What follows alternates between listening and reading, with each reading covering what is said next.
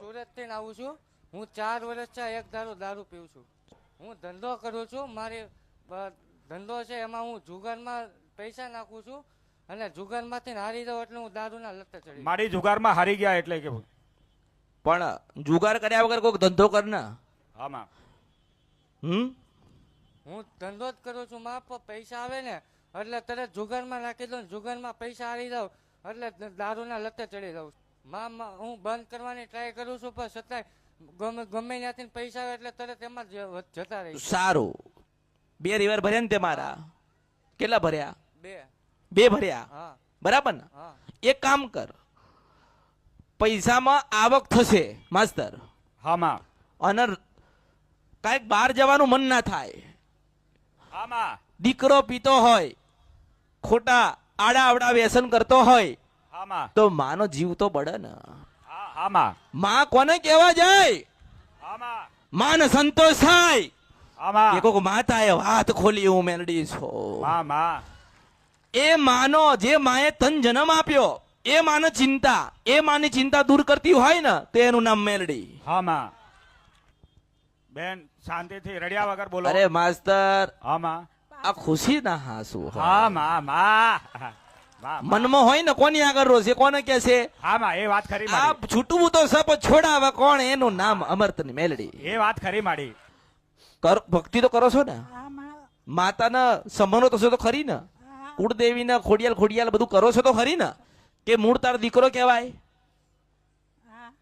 મૂળ તમારું સંતાન કહેવાય ને. તમારી જ આંખોની સામું આવું કામ કૃત્ય કરતો હોય તમને ગમે ખરી? કોઈ માના ગમે ખરી? મારો દીકરો આજે લાખ રૂપિયા કમાઈને આવ્યો પણ લાખ રૂપિયા એડે ગયા. માસ તે બ્રહ્માણી ને કે, માસ એટલે મેલડી ને કે, માસ એટલે ખોડિયાલ ને કે, માં તું બેઠી છે મારા દીકરાને હાચવજે, મારા દીકરાને સંભાળજે, મારા દીકરાને આમાંથી વાળજે. તો આ સમય આવ્યો હું મેલડી છું.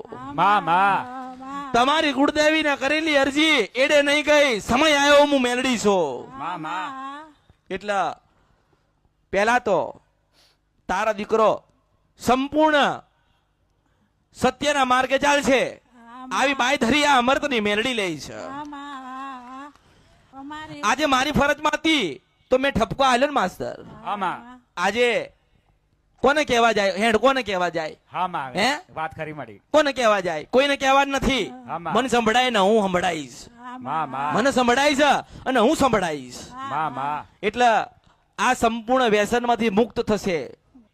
4 મહિના થાય માસ્તર, આમાં અને સામેથી સંદેશો કોક આવે, તારા દીકરાના લગ્ન કરજો હું મેલડી છું. માં આવા તું વિચાર કર માસ્તર. આમાં આપણે કહીએ ને કે શિગોતર માં થયા, આમાં મારા દીકરાનું કોણ? માં માં મરી જાય, આમાં આનું કોણ?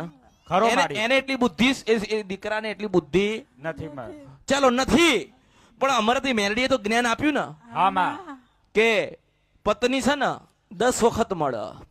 આમાં રસ્તામાં કોઈ સ્ત્રી જતી હોય ને એ તને રાકડી બાદ છે, આમાં પણ તને દીકરો કેનારી માં નથી મળતી.